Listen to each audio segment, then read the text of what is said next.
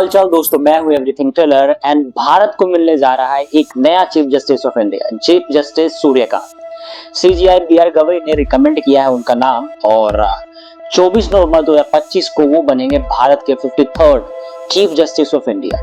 सबसे खास बात यह है कि वो हरियाणा के पहले व्यक्ति होंगे जो इस पद तक पहुंच सके हैं। लेकिन उनका सफर सिर्फ एक कुर्सी तक पहुंचने की नहीं है, ये कुछ और ही कहानी। ये एक मिडिल क्लास इंसान के सपने, मेहनत और इंसाफ के प्रति लगन की कहानी है। सबसे पहले हम बात करते हैं उनके अर्ली लाइफ एंड एजुकेशन के बारे में। तो जस्टिस सूर्यकांत का जन्म 10 फरवरी 1962 में हिसार हरियाणा में हुआ है।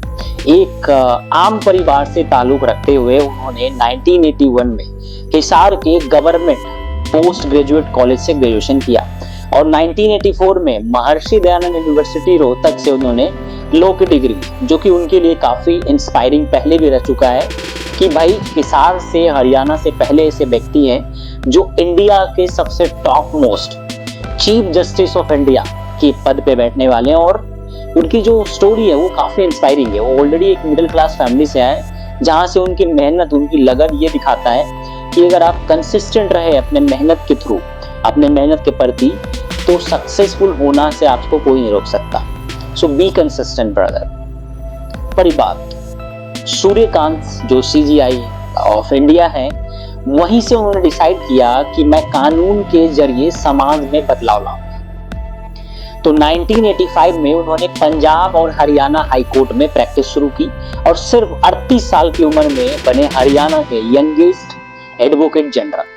2001 में उन्होंने सीनियर एडवोकेट के रूप में डेजिग्नेट किया गया, जो अपने आप में एक बड़ी अचीवमेंट थी उनके लिए। 2004 में वो Punjab and Haryana high court में जज बने और 14 साल तक उन्होंने वहां के बड़े जजमेंट्स दिए, जहां आम आदमी के अधिकार पर जोर दिया गया।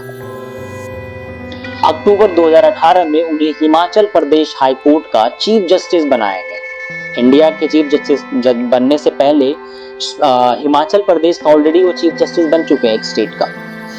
ठीक है, 2019 में उनका एलिवेशन हुआ सुप्रीम कोर्ट में। यहाँ उन्होंने 1000 से ज्यादा जजमेंट में हिस्सा लिया, जिनमें constitutional law, gender equality, environmental protection और फंडामेंटल राइट्स जैसे क्रूशियल इशू कवर किया उन्होंने। अगर मैं उनके कुछ लैंडमार्क जजमेंट की बात करूं तो जस्टिस सूर्यकांत के कुछ लैंडमार्क जजमेंट देश की जुडिशरी का रुख बदल दिया। जैसे आर्टिकल 370 पर उन्होंने दिया था हिस्टोरिक वर्डिक्ट।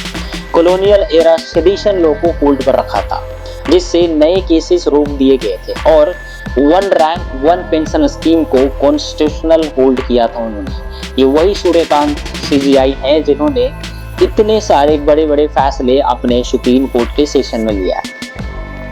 उनका फोकस हमेशा रहा है कि जस्टिस फॉर द पीपल, चाहे वो जेंडर राइट्स हो, प्रिजन रिफॉर्म्स हो या एनवायरमेंटल प्रोटेक्शन हो, ये इनका खासियत है इन चीज में।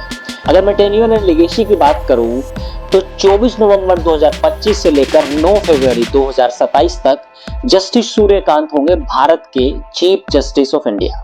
उनके टेन्योर लगभग 15 महीने का होगा, लेकिन उनका इम्पैक्ट उससे कहीं ज्यादा गहरा होने वाला है आने वाले टाइम में।